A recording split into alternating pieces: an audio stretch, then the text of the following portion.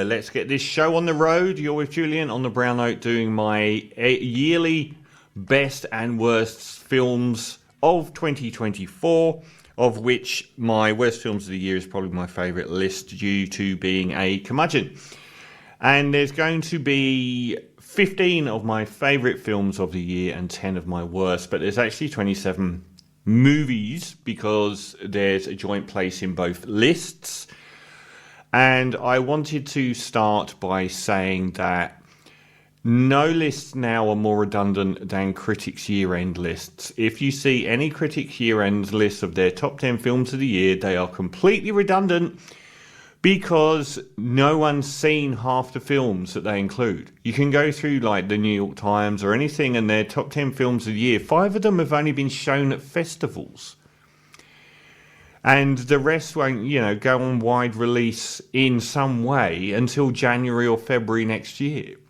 Would you say compile a list of your 10 favourite albums of the year when you've only heard them at private listening parties and the public hadn't actually heard them? They're completely redundant now.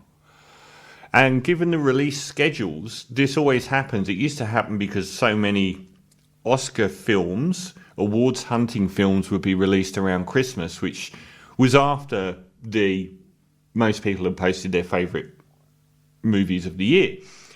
But now it's even worse. They're like films that have shown a couple of times at February all year, in festivals all year, and then they come out in like March next year.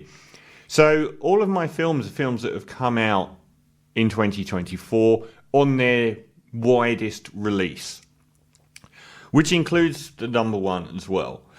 That's about it. I'll get to my definition of, which is quite an important point, which is my worst films of the year. There's a very specific rationale behind that list. And an honorary mention to Megalopolis by Francis Ford Coppola. Other billionaires are sending themselves into space or buying elections in America, and Francis Ford Coppola put his money on the table to produce a work of art. And I thought it was one of the most interesting films of the year. There's so much, if you are a film buff, to read into like the history of the film and the intent behind it, and the fact that it became more than a critique of the collapse of America than a justification for making this kind of art as being a high part of human existence and expression. And I loved it. Didn't make the list though. The other thing to note is this year was an insanely good year for horror movies. There were so many very, very strong horror movies released this year. A pinnacle year, I feel, for horror movies. So, getting us underway at number 15 in my best films, and I'm going to split it up. I'll probably do like 5 of the best, 5 of the worst, 5 of the best, and so on. From Matt Bettinelli and Opin Tyler Gillett as directors of the first horror film in the list, and certainly not the last. It came out to quite a lot of acclaim earlier in the year, around sort of March, April time. Abigail, a story about a doll made in a laboratory that turns psycho killer.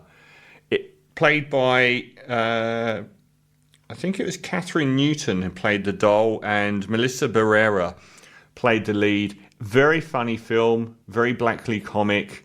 And the doll was just priceless. It was a fantastic horror and much in the black comedy zone, in fact, pushing towards pure comedy.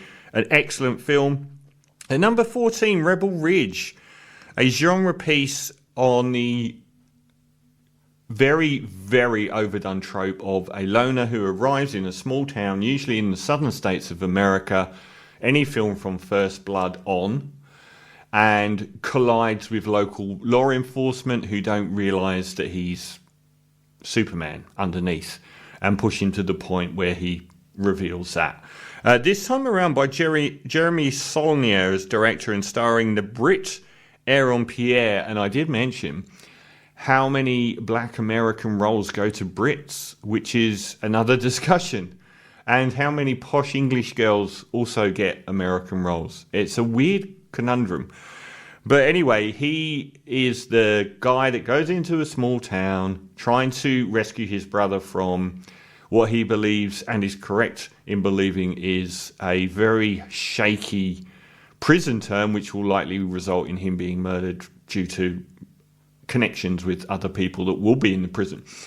And everything about it is generic apart from the film. It's so interesting continually, very well put together, very long, a little bit too long, but not, I mean, nearly 2.5 hours for this kind of film's nuts, but they do a great job. And the side characters as well are uncommonly well written and developed, particularly, I think it's Anna Sophia Robb as the partner in crime that he develops, a female cop, who has just almost a star. I thought she was fantastic, and so was Don Johnson, who I said at the time, I don't understand why he's not being used in more films. He's never really been better. He turned up in an excellent role in Knives Out, and a better one here. Very well put together, lovely cinematography as well. Rebel Ridge at 14 in my best films of the year. At number 13, Kingdom of the Planet of the Apes was unexpectedly good, given that the trilogy preceding it is only beaten really as a trilogy, I think, by the original Lord of the Rings films. They were an uncommonly great trilogy of science fiction films that pretty much wiped the floor with anything that had come from the Planet of the Apes universe, apart from maybe that first Charlton Heston film. The only downside to the film, which looked amazing, it looked like they spent a fortune on it. The only downside to it was the same as I would say with, say, a movie like Creed, the Rocky reboot, or the Force Awakens, the Star Wars reboot. Is it followed either the first film or the last film before it, screenplay, so much that you just wondered, why didn't you write a new movie? It was basically the third of that trilogy of Planet of the Apes, retreaded in so many ways as possible. But it was intelligent, it was stunning to look at, and a surprisingly good film. At number 13. At number 12 in my films of the year, well, I've slagged off Guy Ritchie as much as anyone. And his last 10 years or so of films, he's really had an amazing rebirth since probably The Gentleman. And he hasn't really made anything dire. He's made some really interesting films. And I think one of the best, and it was a flop, was The Ministry of Ungentlemanly Warfare. It was an excellent film. Again, the production values on it looked through the roof. It looked like it cost a lot more than it did. And it was a true war story, filmed in a very hyper-real way, but about the Brits going to Africa undercover in World War II to destroy a boat that was used by the Nazis to fix U-boats, basically. It was a true story, and it all happened. And the lead character in it, played in a great role by Henry Cavill, who just doesn't seem to be able to get a break. He was fantastic in it, and so was Elsa Gonzalez, who plays like his offsider as a female that goes into the nightclubs to sit on the Nazis' laps and basically infiltrate them that way. In real life, they got married just after this event, and unfortunately, he also died in real life about a year later in the war. But I thought it was a fantastic film with really big widescreen colour war shots of battles going on. A terrific film, and the first batch will finish with In the Lands of Saints and Sinners. I've gone on at length about how much of a Liam Neeson PhD aficionado I am, and how dreadful his run of films in recent years have. But I've seen some really interesting ones just in the last couple of years. I didn't get to review Absolution, which came out this year. I thought it was really interesting. But the best of the recent crop by miles is In the Land of Saints and Sinners by director Robert Lorenz. Really interesting pivot for the kind of Liam Neeson action films that we get, in that it moves itself back to like 1970 in Ireland and has Liam Neeson as a hitman who comes into conflict with the IRA. And that setting and the visual tone of the film is very different to most of the modern day post-Taken Liam Neeson actioners. So that's the first in the batch.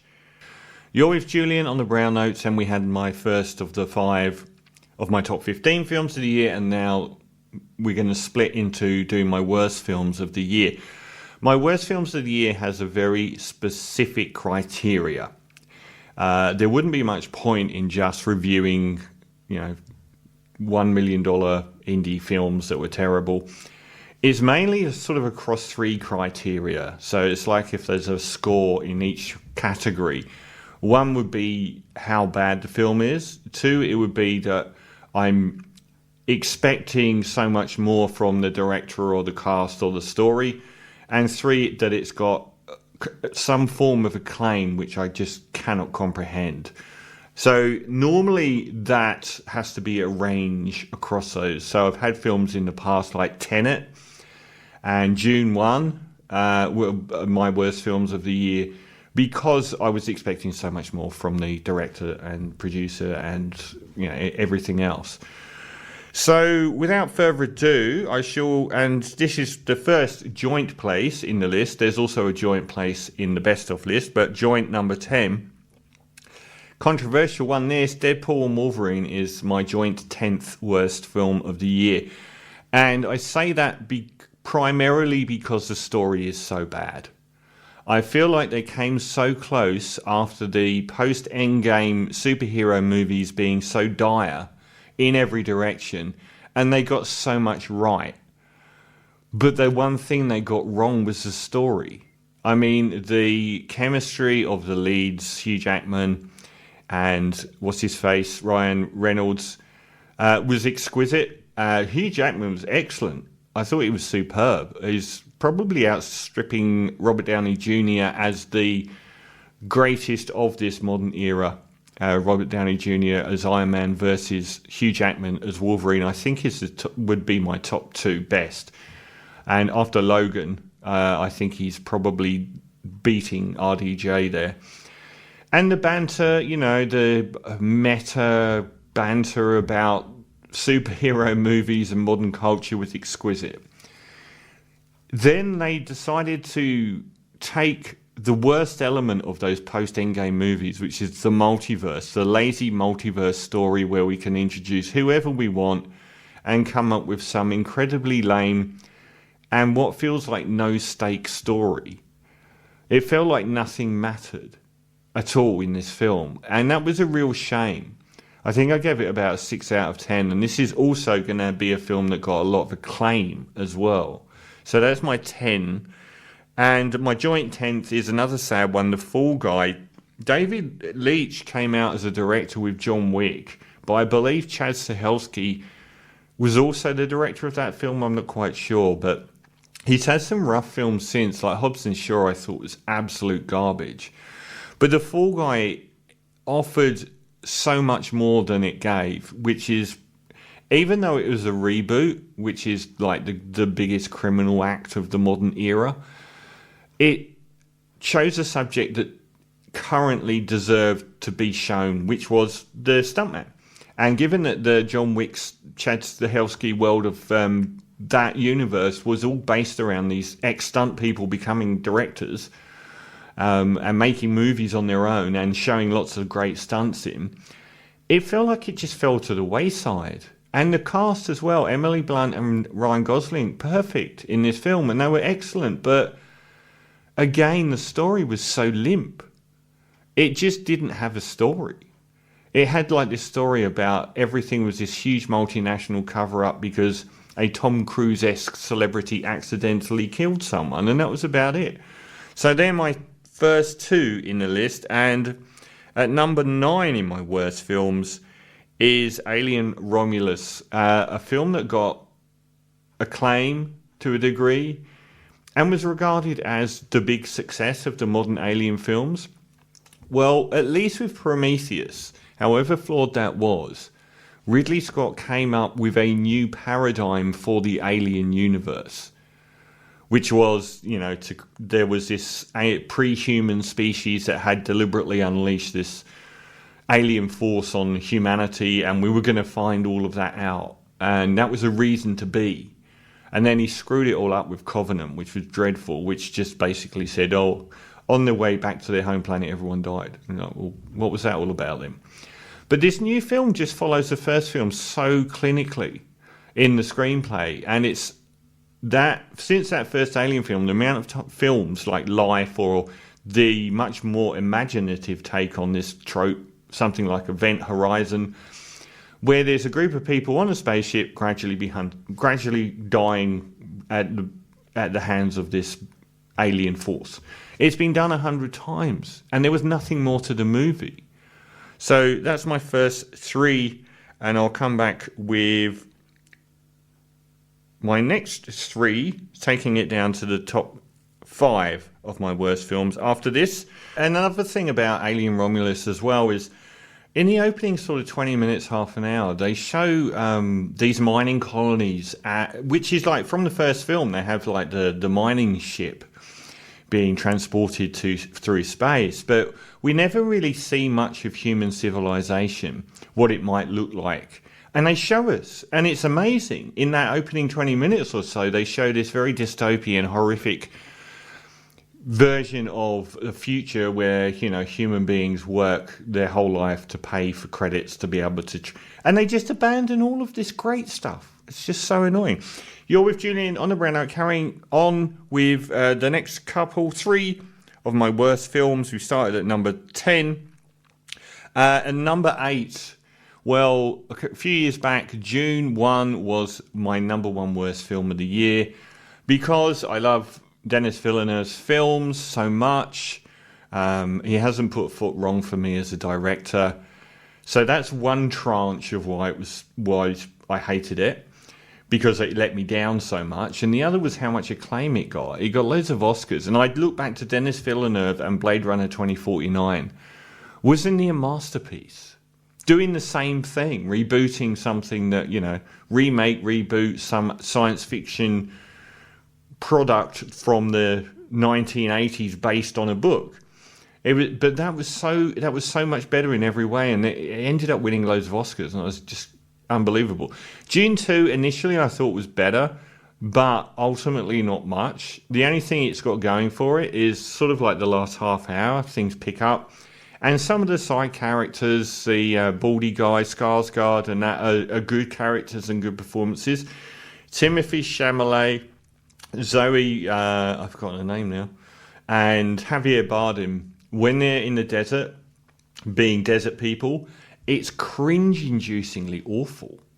Like I was laughing when they do their figure skating through the desert. I was just laughing out loud. And even the worms, they're useless. The way he directed the worms in this, they're supposed to be this all-encompassing beast that it's just like sand blowing over the lens of the camera. You can't even see anything. But I found Chalamet's character to be a little bit like Orlando Bloom in Kingdom of Heaven.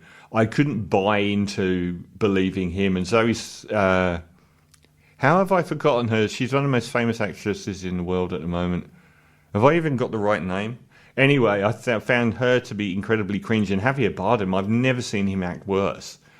So June 2 is, and it's again, very, very dull. Amazingly boring. Stretched so thin, like the predecessor. At number 7, T. West. God, what a sad state of affairs this film was. Maxine at number 7. So X, the first one, was overrated, but still really quite good, and introduced me massively to Mia Goth, who I worship in Satanic Rituals now. They're one of the great actors of the modern age, and in actresses that have come through the horror world. I've never not seen her magnificent in anything, including this film. And they shoot her so well in this film. She's like beautifully shot. It's almost a saving grace. But the Pearl film was my second favourite film of that year, probably 2 years ago. The same character-ish. And everyone complained that Mia Goth never got an Oscar nomination for a performance that will go down as one of the great female performances this century. It was an amazing film. An amazing performance. And when they announced that they were going to do one now where Mia Goth is no longer a porn actress, but she's trying to make it in the normal actress world, but is being pursued by Richard Ramirez, the Night Stalker serial killer, in like sort of early 80s aesthetic. Everything was on the table for this to be the knock it out of the park finale to the trilogy. And it was utter crap. It was dreadful. It had so little to it. And at the end, they just introduced this storyline about her dad that was so bad that the film hadn't earned, that undercut everything that had led up to that point and was incredibly stupid. So Mia Goth proved that she can survive any rubbish because she was still magnificent, but that's at number 7. At number 6, Blink Twice, Zoe Kravitz's first film as a director. Perhaps I didn't expect that much, but given how, like, there's a modern horror trope, and it's usually a dystopian, not in the future dystopian, but about modern current society being dystopian in some way, where rich people are on an island in some way. We've seen that with the Knives Out sequel and lots of films where a group of rich people get together on an island, and this one was supposed to have very prominent feminist themes and so on. And it did to a degree, but nothing kicked off for probably the first half of the film, which was incredibly dull and repetitious. Watching these people get high, wake up the next day, get high, wake up the next day. It felt like it went on forever. And even though it features Adria Arjona, who is an actress I have just become obsessed with, and I'm so glad that she is now breaking through because she appears on another film on this list, much higher up the best of list. So great to see that she's finally getting the recognition she deserves. I saw her in Triple Frontier and was immediately captivated. And the main character, Naomi Aki, is that? I can't really read it, it's too small. Isn't very good. And they don't make any of the characters remotely sympathetically engaging, and the villains, in this, Channing Tatum, I thought was actually quite bad. No one stands out as being particularly great. Adria's good, and Carl McLaughlin and Christian Slater, they just waste these big names that you thought, well, if this had been Knives Out and had that cast, they'd all be doing amazing stuff, like Jamie Lee Curtis and Don Johnson did in that film. They've got these older people that you don't see enough of in films, and they just wasted everyone. So that's up to number 6 in my worst films, and we'll be back with the start of the top 10 of my best. And this is Shirley Bassey. Shirley Bassey recorded the theme music Goldfinger and this song Diamonds Are Forever, and doesn't have an Oscar for a Bond theme, but Billie Eilish and Sam Smith do. I did a show listing all of the Bond films in order from best to worst, and that was very near the bottom. You're with Julian on the Brown Notes, and leaving aside the top 10 worst films of the year for a bit, back to the best list. Starting at number 10 in the best films of the year for me, Dev Patel from Slumdog Millionaire, who has cropped up occasionally in films and not sort of rekindled that Slumdog Millionaire level of success that he had, specifically by being in The Last Airbender. But at number 10, Monkey Man, his directorial debut, was astonishing. Basically John Wick in India, with the caveat that it engaged with a lot of the elements of Indian society, such as politics, poverty, a corrupt government, which has allegedly stopped it being released in India, but I don't know if that was true or it has been since. But amazing performance from him, kinetic action worthy of the John Wick title. A fantastic film all round with a really interesting sort of background story on the way that of race and religion and castes and Indian society and the locale, I think, of Mumbai, was all fantastically done. And a really, really strong film to kick off the top 10. And the next two are my joint 9 in the list. And it's because I've never ever seen two films come out back to back like this and virtually been the same film. To a degree that is far more than, say, when those two magician films came out virtually back to back and people were saying, oh, that's a bit weird that they're the same. This was the same story. Both of these films had a wayward American teenage girl who finds solace in the church and decides to dedicate her life to becoming a nun, goes to a monastery in Italy, finds out that the monastery has a lot of shenanigans and nefarious horror movie stuff going on, and ends up pregnant in the worst way possible. Either way round, they're both as good as each other. I'd probably lean to saying the first Omen may have been slightly better and slightly classier. That one was Arkasha Stevenson and starring Neil Tiger Free. I'm not sure is that the woman that starred in it? It's very, very well shot, very well made, looks classy, and even though I would say that the first Omen and the second film is Immaculate, starring Sydney Sweeney, which are both at number 9 in my list, I would have said the first Omen is the classy one and Immaculate is the gonzo one. But really, the first Omen is really gonzo, and there's lots of classy stuff film-wise, like cinematography-wise and soundtrack-wise, in Immaculate as well. Both films exceed expectations in a banner year for horror movies. They're both essentially the same screenplay for most of their runtime, which is completely baffling. But they're both excellent as well. And they do a Rogue One with the first Omen, which is to do a new film that's ahead of the first Omen movie that doesn't do anything to ruin that film. It actually ends right at the start, almost right at the start of the first Omen movie.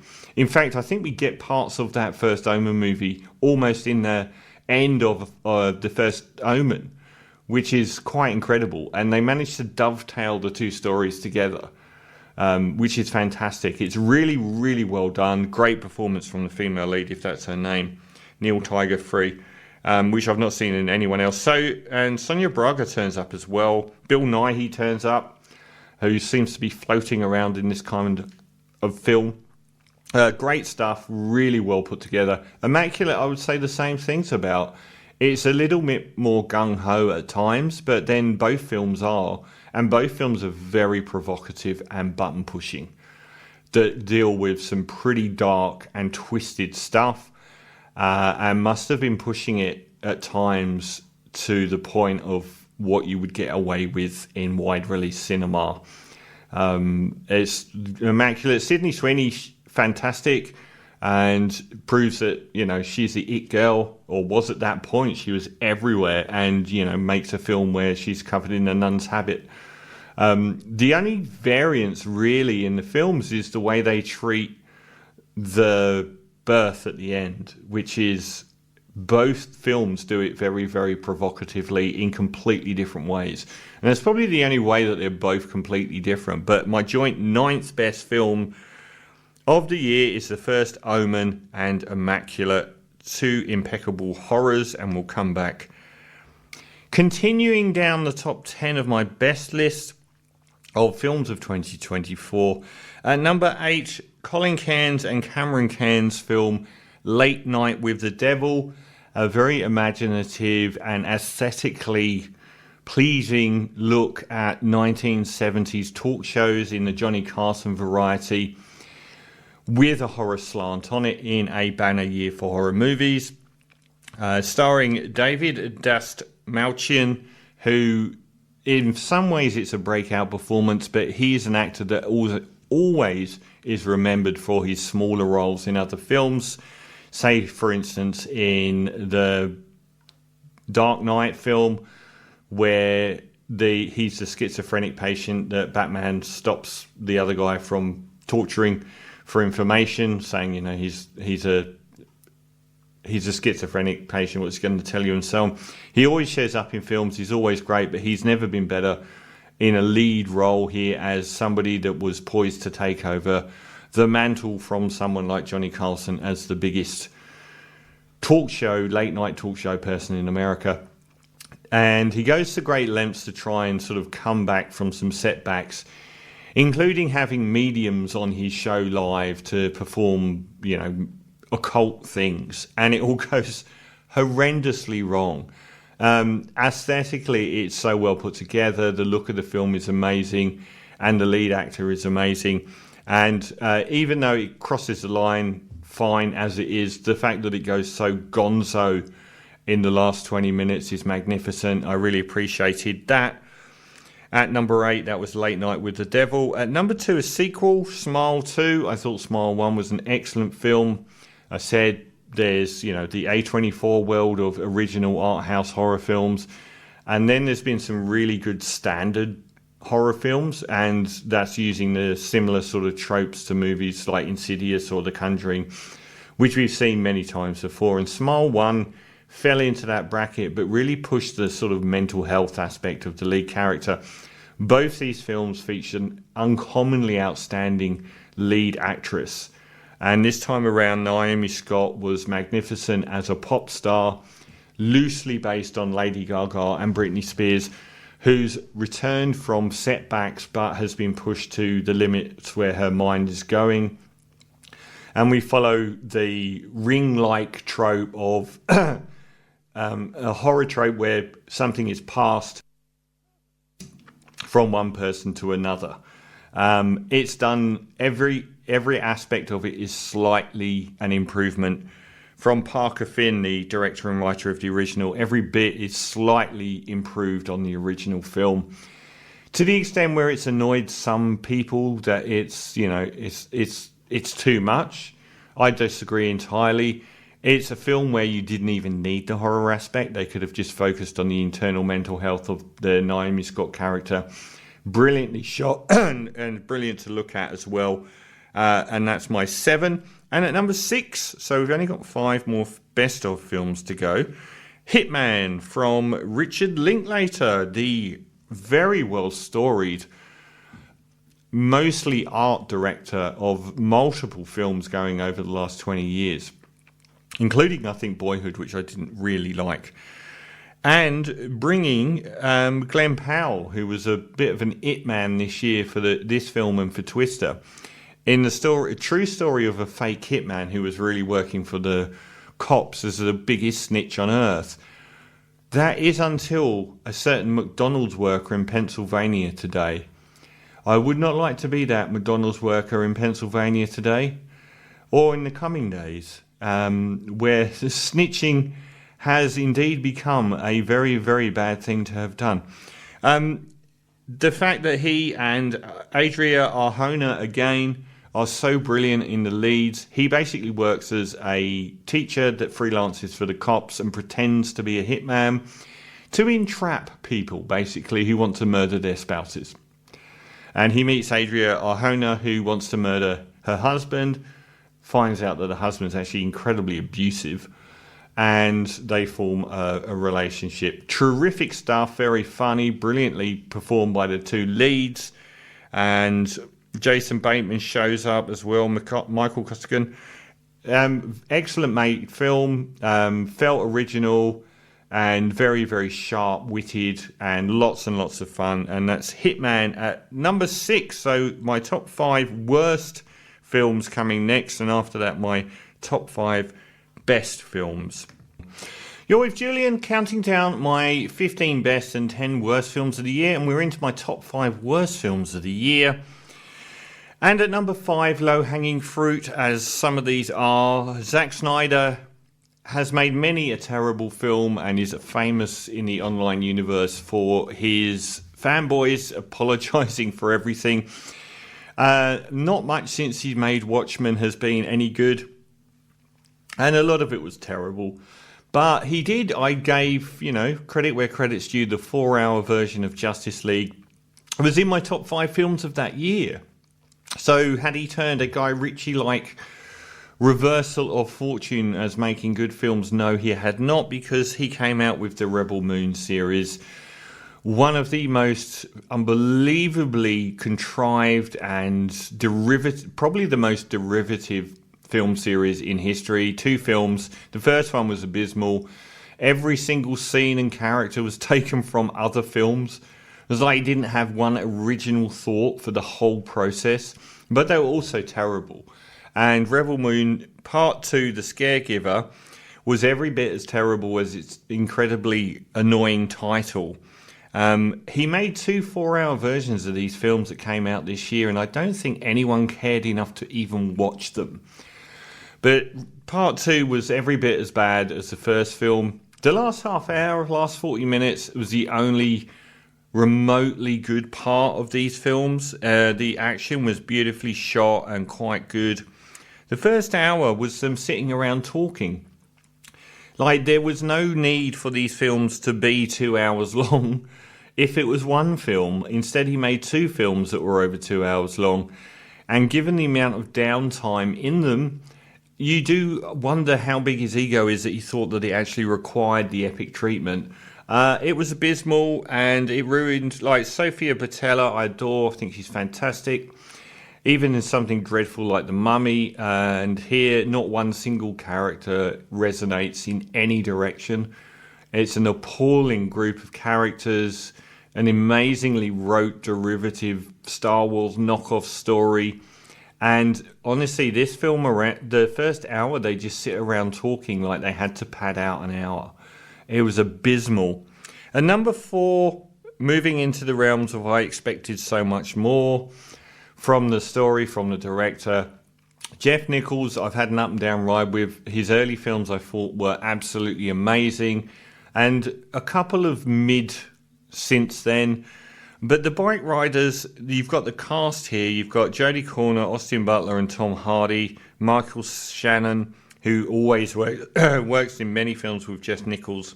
Take Care was incredible. In a true life story of the Outlaws Rebels motorcycle gang from the 1960s on, everything here is on the page to be an absolutely fantastic film. It is unbearably superficial and trite. None of the characters have any depth. There's just no feeling, or there's just nothing to attach yourself to in this film. It could have been so much more, but it ends up just being this vapid nonsense. Even Michael Shannon and Tom Hardy as well, he could have been so good in the role that he has, and they just don't really give him anything. It's a terrible script, terrible screenplay, and a very, very rote, boring, rubbish film. At number 4. At number 3, the next 2 are low-hanging fruit. Madame Web, I gave a 0 out of 10 to, and it surpassed the also 0 out of 10 Miss Marvels from last year as the worst ever Marvel project in the modern film sense. Directed by the previously great S.J. Clarkson, who was mainly a TV director from the UK, I believe. Everything about it was atrocious. One interesting aspect about it was that you could feel the actors becoming less and less interested in being in the film as the movie progressed. Everything was awful and unfortunately cringe-inducing and laugh-out-loud bad. Poor Dakota Fanning didn't have a lot of luck here. Sydney Sweeney seemed to come out of this unscathed. It was nonsense of the lowest caliber. One of the perhaps the worst science superhero film of all was Madame Web at number 3. Even worse, also a 0 out of 10 for me, was The Crow. I can almost forgive it. Alex Proyas's film. I can almost forgive it because of the protracted nature of the development. They had about 10 different directors and 50 different stars attached to it over an enormous number of years. It was always going to be a disaster. I thought the Brandon Lee Crow was actually a very overrated film, and Brandon Lee was particularly poor in it, but famed for him accidentally dying on set. which has made it a cult classic, but so has the fact that it was so influential visually and aesthetically on films like The Matrix and so on, and comic book cinema in general. This was an abysmal film. The relationship between not Brandon Lee, that's the original. Sorry, Alex Proyas is the original Crow film. 2024, not 1994. So who directed this? I can't believe I said Alex Proyas. Rupert Sanders. The lead pair in it, Bill Skarsgård, who's been good in some things, but I hated in it, and FKA Twigs, a musician I don't really have much time for, to be honest, present the most grating and egregious couple in movie history. It is the first half of the film where you're asked to bond to these people. Watching these insufferable people bond is one of the most painful movie experiences I've ever had.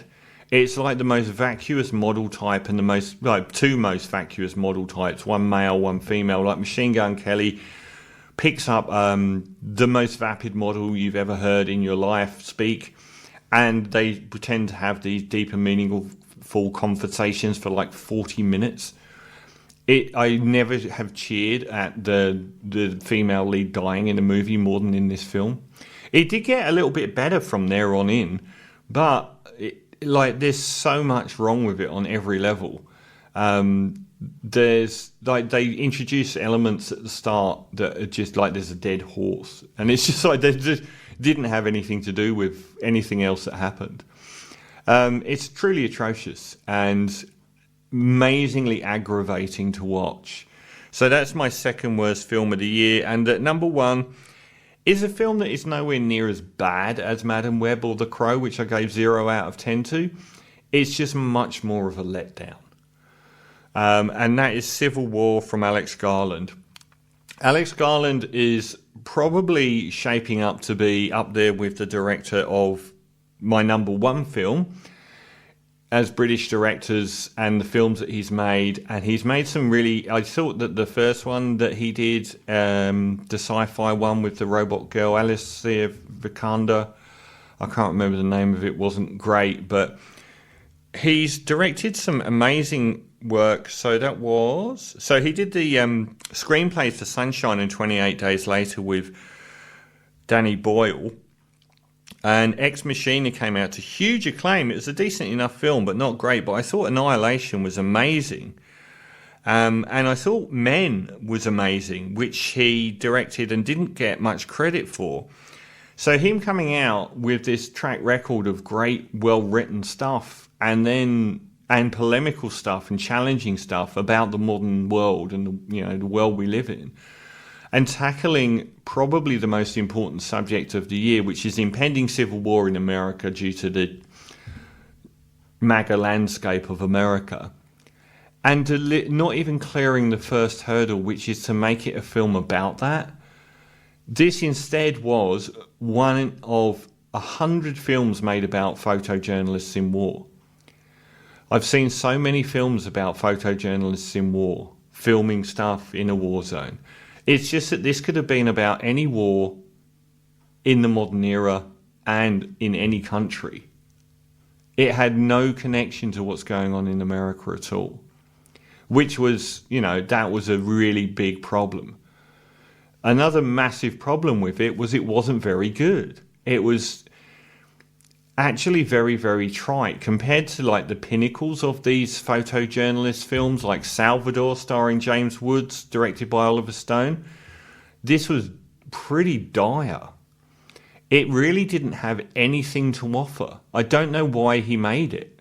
It's almost like he had an idea to do what should have been the film of the year and backed off in every direction. The only one that came out of it was Kirsten Dunst, who should be awards-worthy for her performance, but might be hamstrung by the fact that the film wasn't very good. It also got some quite strong reviews, which is another element to making it my worst film of the year. Kaylee Spaney as the young photojournalist co-star is pretty dreadful, I thought. maybe it's not her fault, and she actually appeared in Romulus, so she's been on this list twice. And she was fine in Romulus, and she's been really good in everything else I've seen her in. But they create a character for her, which is the young photojournalist. And the entire movie can be summed up in saying, young photojournalist who goes to war is initially quite upset and at the end is less upset. And that's the entire movie. It doesn't reference modern America at all. There's one bit with Kristen Dunst's partner, who's actually deserves Oscar nomination for his performance in Kinds of Kindness. I've forgotten his name off my head. He's amazing.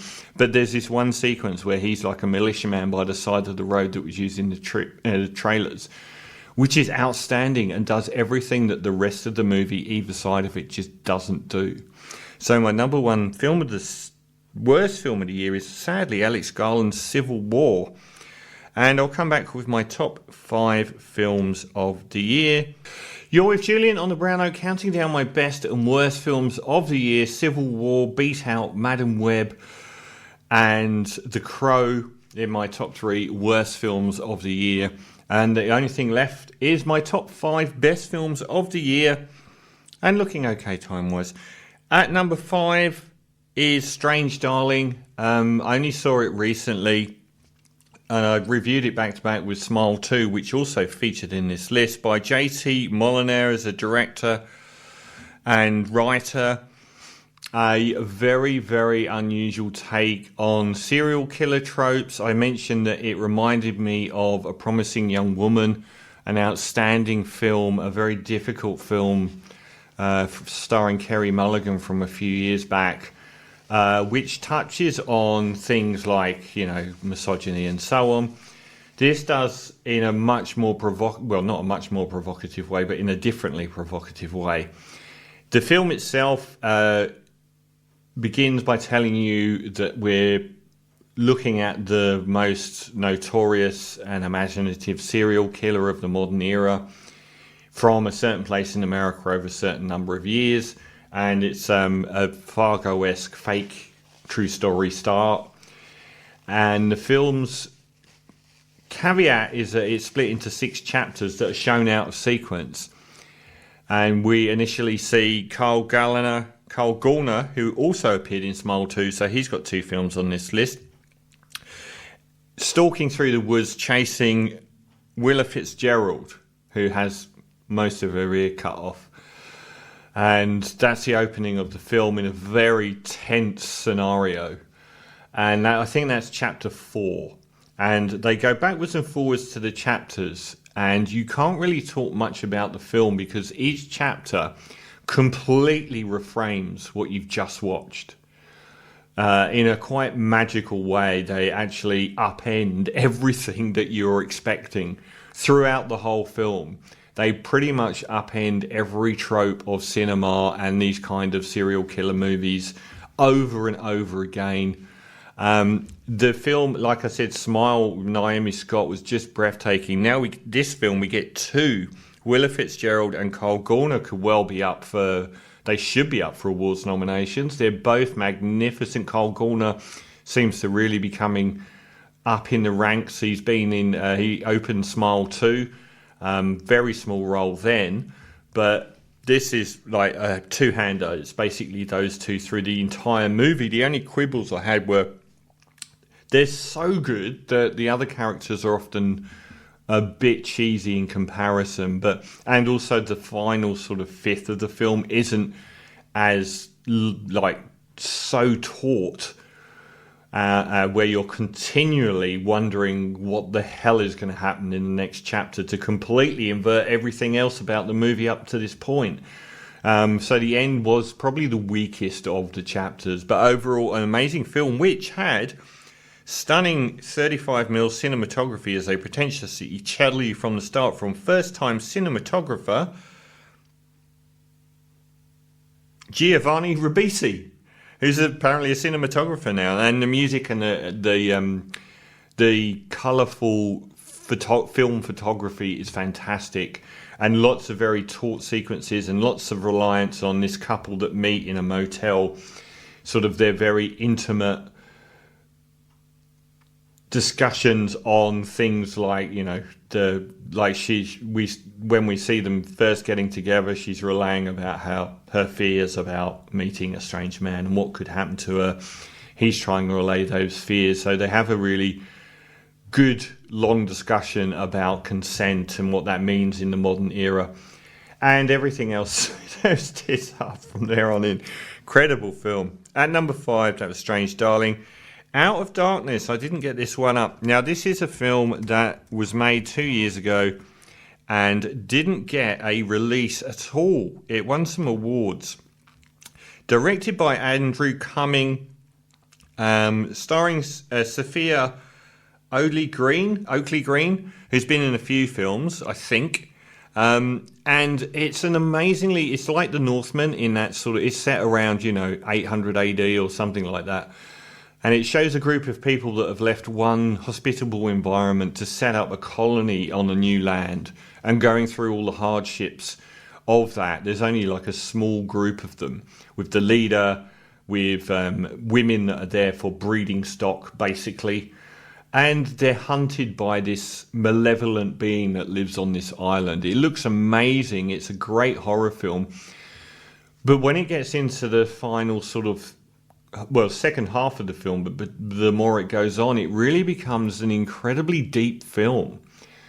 Particularly about, the colonization and stuff like that, without going down any political route, but showing sort of both sides of this happening, as well as this incredibly austere landscape, which looked like Iceland to me, of these people trying to build an existence and what it must have been like. Incredible unseen film, Out of Darkness, at number 4. At number 3, George Miller's return with, sadly, what was deemed a flop at the box office, which was Mad Max Furiosa. Or Furiosa, a Mad Max saga. A terrible name for a film, especially given that they've had so many good names in this franchise. But I'll say this, the 5 films that constitute Mad Max may actually be the greatest sci-fi franchise of all time. We've got the 3rd film wasn't particularly great, but very watchable. I think all the other 4 films are classics. A lot of people complained about Fury Road. They were wrong. It was magnificent. This is just shy of Fury Road. Chris Hemsworth was great. Anya Taylor-Joy was merged with a younger actress in a manner I've never seen in a film before, where they used the younger actress, and as it went over the years, with CGI, added more percentage of Anya Taylor-Joy's face to the actress, so you can never tell when they cross over. It's incredibly well done. It looks amazing. It sounds amazing. It's just an incredible film. And that's my number 3. And it didn't do very well at the box office at all, sadly, but a really, really good film. And it would be a worthy end to the franchise. It's one of those films as well that goes up to the start of one of the other films in a really great manner, and the action in it is insane. Fury Road was like a Mad Max 2, where it was just like one long battle virtually. This one was over the course of years, and really incredible stuff. At number 2, my films of the year, it's going to be a big one. If this has already got 5 Golden Globe nominations today, from Karali Fargiat. I think it's her 2nd film, and an incredible horror film called The Substance, starring Demi Moore and Margaret Qualley.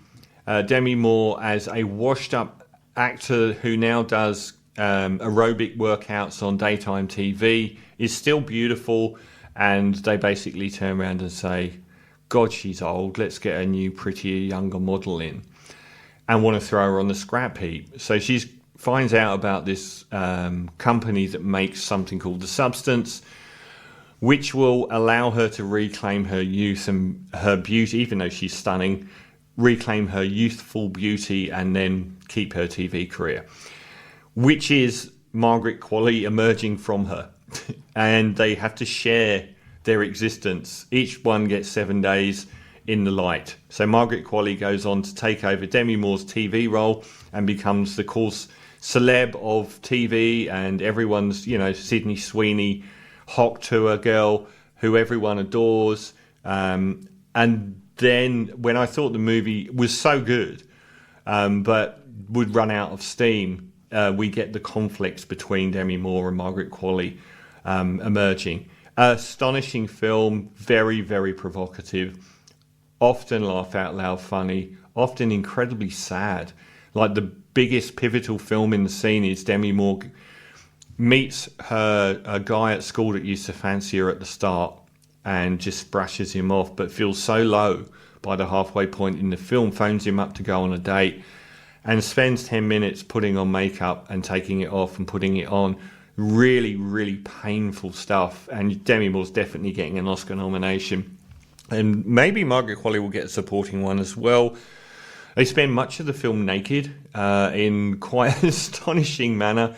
It's unbelievably grotesque and violent and button pushing. It's also very funny at times, really funny. Dennis Quaid is a horrific human being. And it's got elements of some of the other body horror films that have come through. It's like I've put a full review online. It's like from David Cronenberg to lots and lots of other films.